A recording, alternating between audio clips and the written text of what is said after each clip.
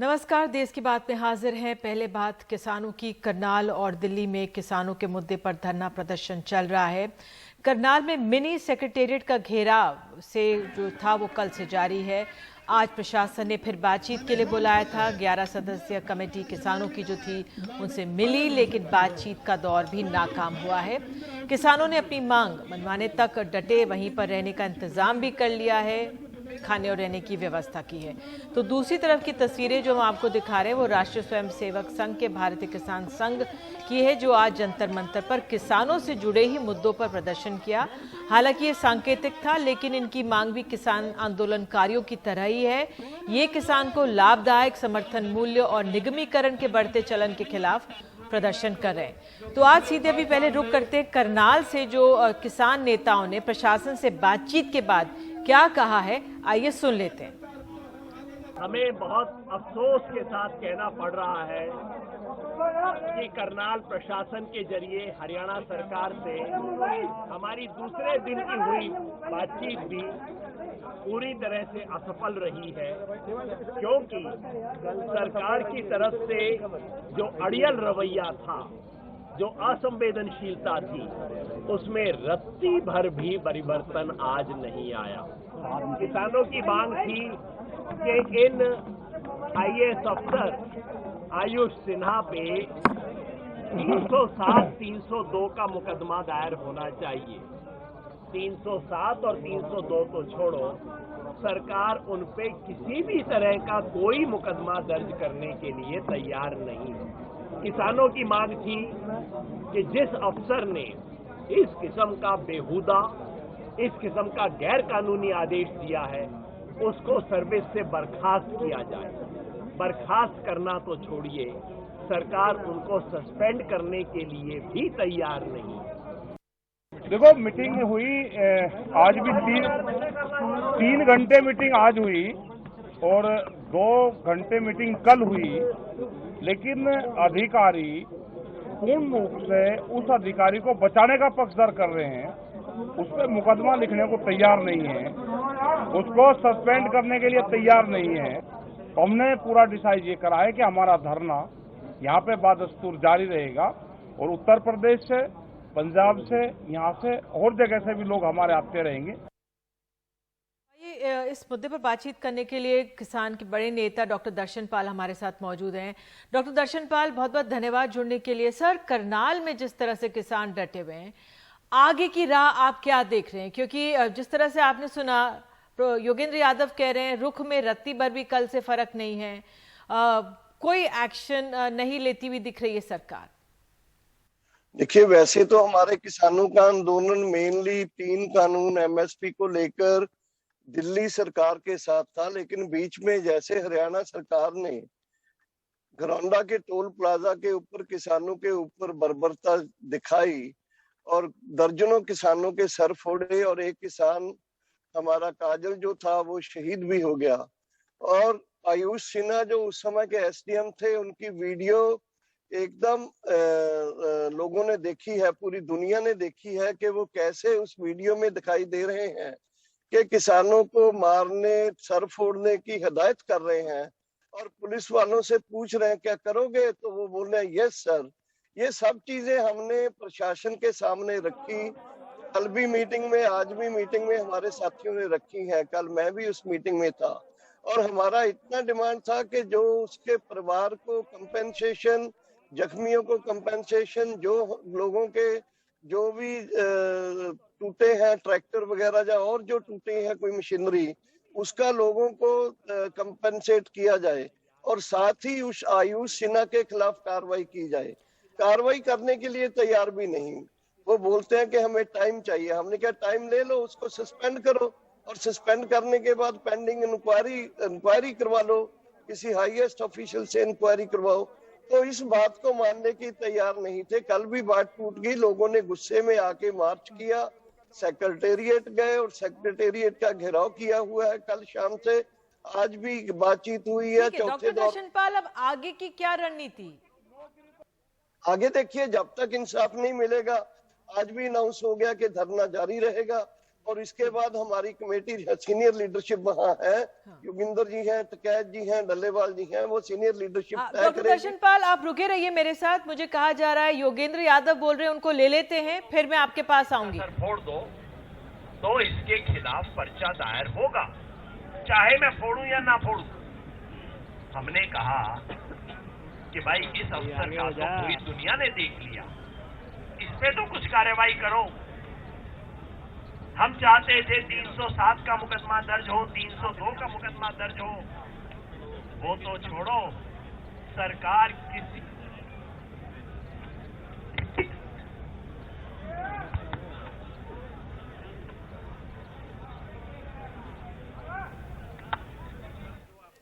तो हम देख सकते हैं यहाँ पर करनाल में जिस तरह से धरना प्रदर्शन जारी है और जो किसान है वहां पर अब एकजुट हैं, धरना जारी रहेगा। और आइए सुन लेते हैं।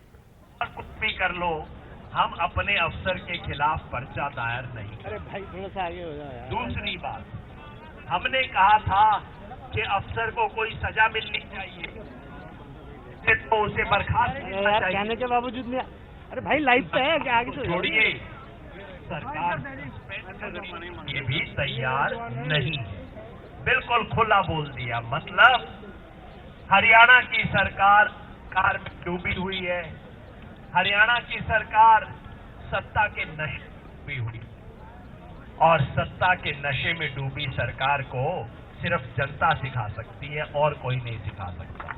इसलिए मेरे साथियों, हम सब ने मिलकर, भाई यह भी आपको बता दूं कि बातचीत में सरकार बार बार मुआवजे की बात कर रही थी। सरकार कह रही थी अफसर को सजा देने की बात छोड़ो, मुआवजे की बात करते हैं। हमने कहा मुआवजा हमारा मुद्दा है, इस पे बात करेंगे, लेकिन इज्जत की कीमत पे सौदा नहीं करेंगे। जरूरत हुआ तो करनाल का किसान इतना संपन्न है कि वो चंदा करके अपने साथियों को मुआवजा दे देगा। हमें सरकार से दान नहीं चाहिए। आपके अफसर ने वो काम किया है जो किसी भी सरकार में, किसी भी समाज में स्वीकार नहीं हो सकता, इसलिए उसकी सजा मिलनी चाहिए। वो कहते कि जी इतनी जिद आप क्यों कर रहे हो? हमने कहा जी जिद इसलिए कर रहे हैं कि आगे से किसी आईएएस अफसर की हिम्मत ना हो कि किसान के खिलाफ इस तरह की बात बोले। तो दोस्तों, लंबी बात मुझे नहीं करनी है, हम यहां पे आ गए। सरकार ने कहा था मिनी सेक्रेटेरिएट के सामने पहुंचने नहीं देंगे, इतना दबका मारा था, गीदड़ बवकी दी थी, ये वो। करनाल के किसान ने दिखा दिया कि हम जहां जाना चाहते हैं वहीं जाएंगे।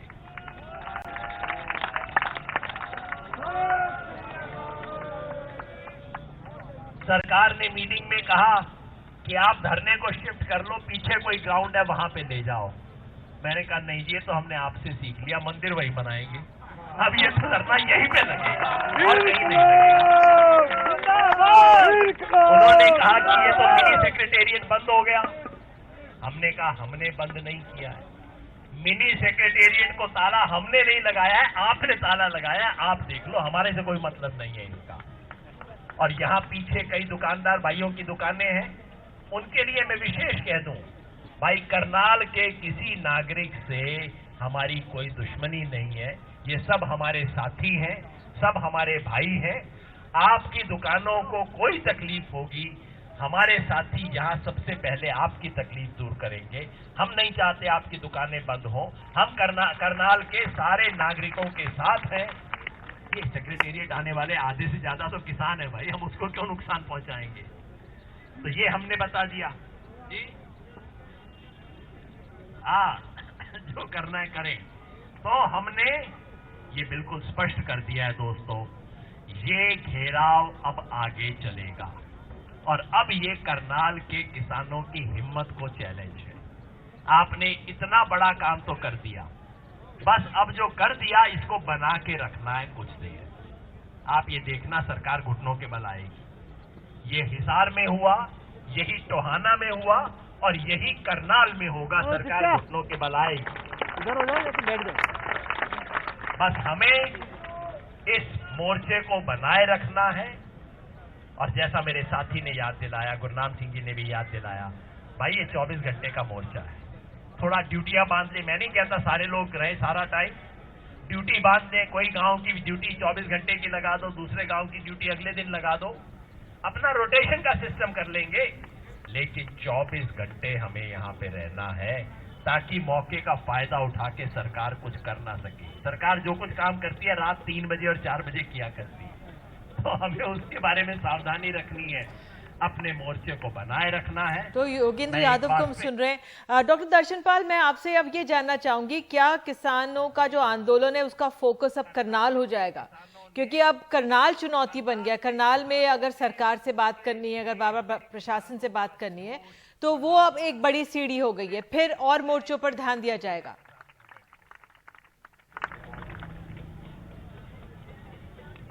हमारा मोर्चा यही है, साथी बता रहे थे याद। इसलिए ये हमारा ऐसे नहीं होगा। मोर्चा मेनली दिल्ली के बॉर्डर्स के बाहर रहेगा। करनाल में एक इंसिडेंट हुआ, इंसिडेंट को रिजॉल्व करने तक हमारा वहां स्ट्रगल रहेगा। और मेनली हरियाणा भी मेनली करनाल एरिया के, अंबाला एरिया के, कैथल एरिया के जो किसान है वो वहां इकट्ठे होंगे और वहां मोर्चा लगातार रहेगा। सीजिंग ऑफ द सेक्रेटेरिएट रहेगा। लेकिन हमारा मेन स्ट्रेस जो है पूरे देश से, पूरे पंजाब, उत्तराखंड, यूपी से जो किसानों का जमावड़ा वो दिल्ली के बाहर ही रहेगा। ये हमने बल्कि इसको पूरा ध्यान से मजबूर कर रही है हमको सरकार कि हमारा जो मोर्चा है, कभी कभी ऐसे कुछ दूसरे इश्यूज जिसके लिए सरकार कुछ ना कुछ करती है, कोई ऐसा रिप्रेशन जैसे यहाँ हुआ है वो करने के लिए हम नहीं करेंगे। तो हमारा दिल्ली वाला मोर्चा वो करना हमारे लिए जरूरी है, मजबूरी नहीं जरूरी है वो हमारे लिए। वहां सरकार को हराना, हरियाणा सरकार को एटलीस्ट सबक मिले कि इस तरह उस IAS अफसर को सबक मिले कि इस तरह से आगे से किसानों के साथ, किसान जो हमारे आंदोलन में है, आंदोलन में इस तरह का जबर जुल्म ना हो। इसके लिए हमें उसको करना होगा, उसको जीत तक पहचाना होगा। और मुझे पूरा यकीन है, मैं यकीन दिलाना चाहता हूँ आपके माध्यम से, आपके चैनल के माध्यम से, कि सरकार जल्दी ही इस पूरे लोगों के जो एक जोश है, उनका ताकत है, उनका एकजुटता है, उसके सामने झुकेगी और उस IAS को, अफसर को जरूर सजा मिलेगी। अच्छा सर, मैं आखिरी सवाल आपसे पूछना चाहती हूँ। आज सरकार ने कुछ MSP बढ़ा दी है। गेहूं, जौ, रबी की जो ये समर्थन मूल्य है गेहूं का 40 रुपए प्रति क्विंटल बढ़ा दिया है, जौ का 35 रुपए और चने का 130 रुपए प्रति क्विंटल बढ़ा दिया है। क्या इससे किसानों को कुछ राहत मिलेगी? क्योंकि जो संघ का भारतीय किसान यूनियन है वो भी सांकेतिक एक तरह से जंतर मंतर पर प्रदर्शन कर रहा है। तो जो ये सरकार ने MSP बढ़ाया, क्या इससे आप लोगों को कुछ राहत? देखिए, एक मैं कहना चाहता हूं कि MSP का जो ग्रोथ है, MSP बढ़ने का जो रेट है, वो कंटिन्यूसली नीचे की तरफ जा रहा है। मतलब MSP को अगर हम देखेंगे तो 17-18 में 6.77 था, फिर 18-19 में 6.05 हुआ, फिर 4.62 हुआ और अभी 2.6 हुआ है। तो ये जो गिरावट है MSP में, ये जो इनपुट्स की कॉस्ट बढ़ रही है, वो इनपुट की कॉस्ट कहीं ज्यादा बढ़ रही है और MSP में जो ग्रोथ जो हुआ है वो कंटिन्यूसली पिछले 4 साल में लगातार गिरा है और अभी 2 समथिंग हो गया है। तो ये जो ग्रोथ कम हुआ है, इसमें वीट में, जैसे वीट में अभी 40 रुपए बढ़ाया है, तो 40 रुपए बढ़ाने का मतलब ये है, हमारा तो अनुमान ये है कि MSP कैलकुलेट अगर C2 प्लस 50% के ऊपर किया जाता है तो MSP तो हमारा जाता है वीट का 28 to 2900 रुपीज पर क्विंटल के हिसाब से, तो ये तो 2000 के करीब रहेगा। तो हमारा ये कहना है कि इस तरह के जो MSP बढ़ाने का जो एक बिना किसी फार्मूले से, बिना किसी साइंटिफिक मेथड से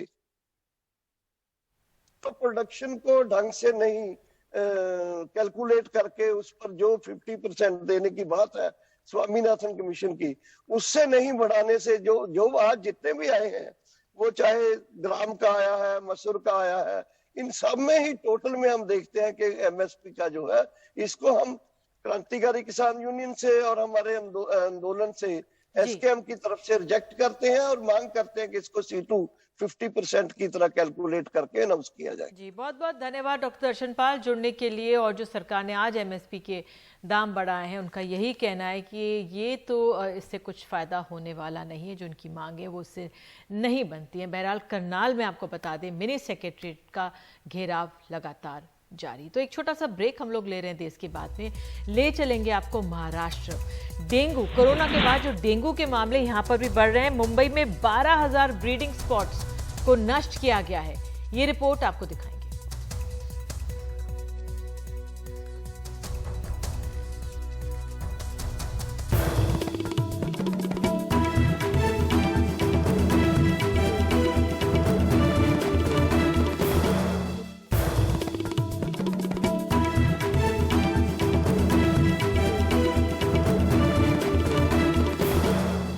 देश की बात में खबर असम से है। ब्रह्मपुत्र नदी में बड़ा हादसा हुआ है, 2 नावों में टक्कर की खबर है और इसमें कहा जा रहा है शायद 100 लोग इन दोनों नावों में सवार थे।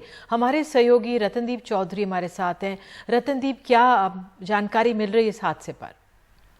देखिए, अब तक जो जानकारी हमारे पास आई हुई है इस हादसे पे कि आज शाम 4 बजे के करीब ये हादसा हुआ है असम के जोरहाट जिले के निमाती घाट में, जब एक नाव जो कि निमाती घाट से चल के वो माजुली रिवर आइलैंड जाने वाला था, वो नाव टकरा गई इनलैंड वाटर ट्रांसपोर्ट जो कि जो असम सरकार की सरकारी संस्था है इनलैंड वाटर ट्रांसपोर्ट की, और एक नाव माजुली आइलैंड से जोरहाट की तरफ निमाती घाट की तरफ आ रही थी, उसके साथ टक्कर हुई। ये जो प्राइवेट नाव थी जो निमाती घाट से माजुली जा रही थी, और इस टक्कर में कितने लोग अभी वहां पे पूरी तरह से मिसिंग है, इसका भी ऑफिशियल कोई आंकड़ा नहीं मिला है, मगर सोर्सेज के मुताबिक कम से कम 50 से 70 और इससे भी ज्यादा लोग मिसिंग हो सकते हैं, क्योंकि जो सोर्सेज हैं वहां पे जो ग्राउंड लेवल पे जो रेस्क्यू ऑपरेशन में इन्वॉल्व हैं, वो उनके तरफ से जो खबर आ रही है कि कम से कम 100 से भी ज्यादा 100, 120 और 150 तक भी हो सकता है लोग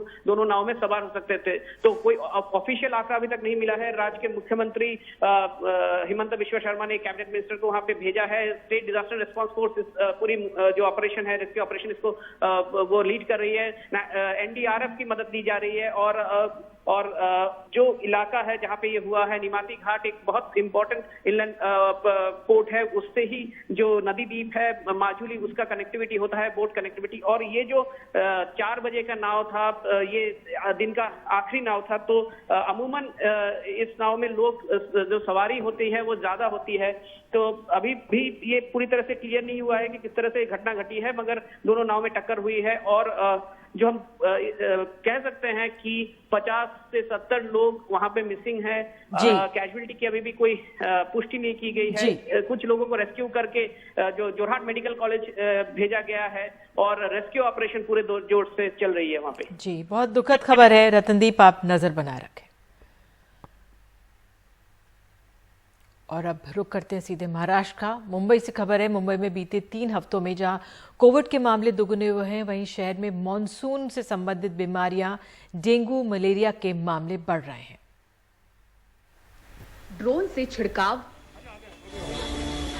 जगह जगह फीवर कैंप और घर घर पहुंचकर पड़ताल, मच्छरों के पैदा होने के ठिकानों को ढूंढने, बड़े पैमाने पर कीटनाशकों के छिड़काव और इस तरह फॉगिंग के जरिए डेंगू मलेरिया पर रोकथाम के लिए बीएमसी करीब 1 हफ्ते से जोरदार अभियान चला रही है। बीएमसी की तरफ से जारी आंकड़ों के अनुसार अगस्त में डेंगू की वजह से अस्पतालों में 130 से ज्यादा लोग भर्ती हुए हैं, जबकि जुलाई में ये संख्या सिर्फ 28 थी। जनवरी अगस्त के बीच मलेरिया के 3,338, लेप्टोस्पाइरोसिस के 133, डेंगू के 209, गैस्ट्रो के 1848, हेपेटाइटिस के 165 और H1N1 के 45 मामले सामने आए हैं। परेल, सिवरी, नायगाम, डोंगरी, बांद्रा, खार और सांता क्रूज जैसे इलाकों वाले मुंबई के 3 वार्ड F साउथ, B और H वेस्ट वार्ड सबसे ज्यादा डेंगू से पीड़ित हैं। बीएमसी के मुताबिक मुंबई में 13,15,373 घरों का निरीक्षण किया गया है और डेंगू के 11,492 ब्रीडिंग स्पॉट नष्ट किए गए हैं। बुखार, सिरदर्द, चकत्ते, मांसपेशियों में दर्द और जोड़ों में दर्द जैसे लक्षणों को लेकर बीएमसी ने अलर्ट जारी किया है, लेकिन समस्या ये है कि ऐसे लक्षण कोविड में भी नजर आते हैं, जिसके कारण कई लोग बरसाती बुखार के भी लक्षण छुपाने लगे हैं। दोनों का जो सिम्टम्स है, दोनों को सिम्टम्स है सेम है थोड़ा सा, लेकिन कोविड में फिर अपने को टेस्ट करना पड़ता है, कोविड में कंफर्मेटरी टेस्ट करना पड़ता है, तो थोड़ा सा कैसा है, थोड़ा सा दिक्कत तो आ रहा है क्योंकि दोनों साथ साथ चल रहा है। कोविड का केसेस भी बढ़ रहा है और अभी मलेरिया और डेंगू का केसेस भी है। तो लोग बताने को डरते हैं हमें, तो हमें समझाना पड़ता है कि बाबा दोनों का सिम्टम्स सेम है, पर आप बताओ सर्दी खांसी बुखार हो गया तो आप डरो मत कि कोरोना होगा ऐसे, तो हम लोग बताते हैं कि, पर वो लोग डरते हैं, ज़्यादा करके लोग बताते नहीं है कि हमें सर्दी खांसी बुखार है, होगा तो भी नहीं बोलते क्योंकि उनको डर लगता है कि बीएमसी के लोग हैं तो कोरोना होगा तो वो लोग चेक करेंगे फिर हमें लेके जाएंगे। बीते 3 हफ्तों में कोविड के मामले मुंबई में दोगुना से भी ज्यादा बढ़े हैं, साथ ही पाबंदियां भी हटी हैं और इसी बीच डेंगू के बढ़ते मामले चिंता की बात है। लोग लक्षण छुपाएं तो समस्या बड़ी हो सकती है। मुंबई से पूजा भारद्वाज, एनडीटीवी इंडिया।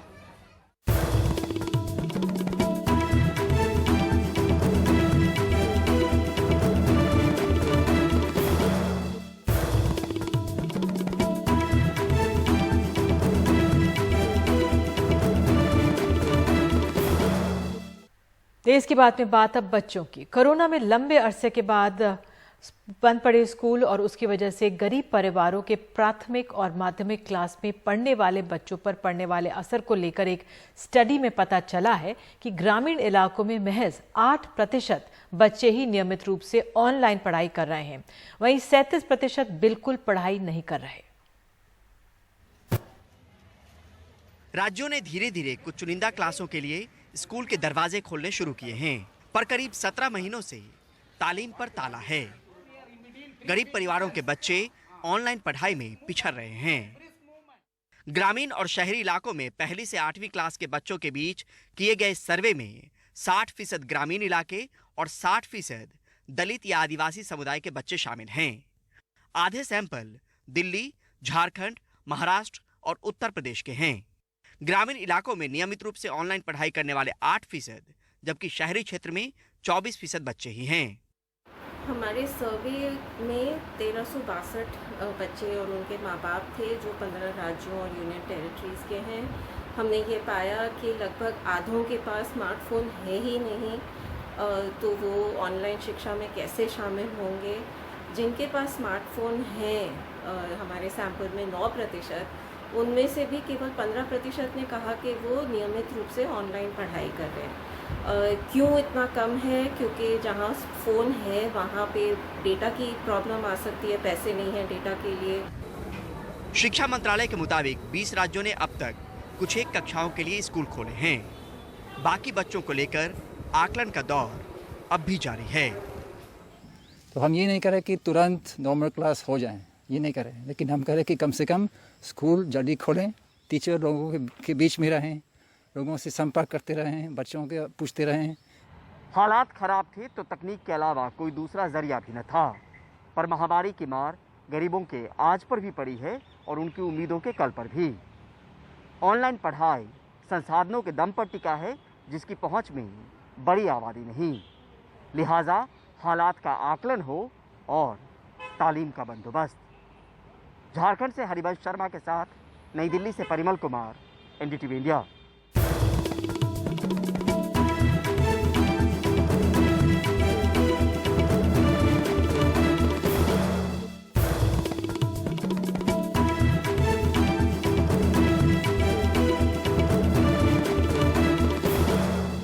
दिल्ली के संगम विहार इलाके में रहने वाली 21 साल की रबिया की चाकू मारकर फरीदाबाद में हत्या कर 2 हो गई थी। एक लड़के ने इसको अपना पति बताते हुए हत्या को जुर्म कबूल कर लिया और दिल्ली में सरेंडर भी कर दिया, लेकिन राबिया के परिवार को इस कहानी पर भरोसा नहीं है। दिल्ली सरकार में सिविल डिफेंस वर्कर राबिया को इंसाफ दिलाने के लिए लगातार आवाजें उठ रही हैं। दिल्ली के संगम विहार इलाके में 21 साल की राबिया सैफी को इंसाफ दिलाने के लिए 27 अगस्त से रोज कैंडल मार्च और प्रदर्शन हो रहे हैं। सोशल मीडिया पर भी मुहिम चलाई जा रही है। दिल्ली में लाजपत नगर के डीएम ऑफिस में सिविल डिफेंस वर्कर के तौर पर काम करने वाली राबिया 26 अगस्त को घर से दफ्तर जाने के लिए निकली, लेकिन फिर वापस नहीं लौटी। अगले दिन यानी 27 अगस्त को मोहम्मद निजामुद्दीन नाम के एक शख्स ने दिल्ली के कालिंदी कुंज थाने में सरेंडर करते हुए कहा कि उसने राबिया से इसी साल जून में कोर्ट मैरिज की थी, लेकिन उसे राबिया के चरित्र पर शक था, इसलिए उसने सूरजकुंड ले जाकर उसकी हत्या कर दी। लेकिन राबिया के परिवार को इस बात पर विश्वास नहीं है। देखो जैसी उसकी हालात थी, 25-30 चाकू लगे हुए थे जिस्म के अंदर। उससे उस चीज को देखकर मुझे लगता है कि 2-4 जनों का हाथ है उसमें, और उसका बलात्कार भी करा गया है। पुलिस ने मोहम्मद निजामुद्दीन की निशानदेही पर राबिया का शव सूरजकुंड से बरामद कर लिया। निजामुद्दीन भी राबिया के साथ सिविल डिफेंस वर्कर है। राबिया के परिवार के मुताबिक वो परिवार का सहारा थी। अपनी शादी के बारे में राबिया ने कभी नहीं बताया। मोहम्मद निजामुद्दीन ने उसकी नौकरी लगवाने में मदद की थी। वो कई बार घर भी आया था।